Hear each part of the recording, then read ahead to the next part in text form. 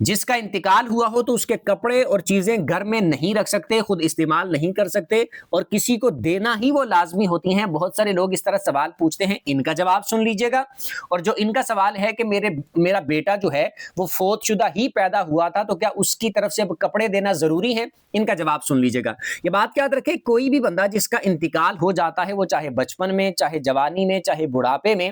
یا پھر پیٹ میں اس طرح انتقال ہو جاتا ہے، تو اس کی طرف سے کپڑے یا کوئی اس کی چیز جو خریدی تھی یا جو استعمال میں تھی اس کی چیز، وہ والی چیزیں یا کپڑے کسی اور کو دینا کوئی فرض، واجب، لازم یا ضروری نہیں ہے۔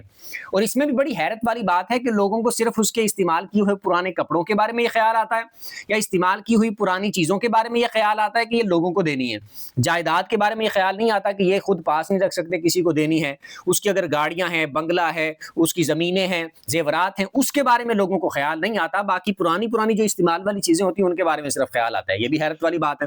تو پرانی چیزیں ہوں وہ بھی آپ اپنے پاس رکھیں، شریعت نے کوئی لازم نہیں کیا کہ آپ اس کے کپڑے، اس کی چیزیں کوئی بھی لوگوں کو ہی دینا ضروری ہے، آپ گھر میں نہیں رکھ سکتے، آپ بالکل گھر میں رکھ سکتے ہیں۔ یہ شریعت کا کوئی حکم نہیں ہے کہ کسی کو دینا ہی ضروری ہے، آپ گھر میں رکھ سکتے ہیں، خود استعمال کرنا چاہیں خود استعمال کر سکتے ہیں، کسی کو دینا کوئی فرض، واجب، لازم یا ضروری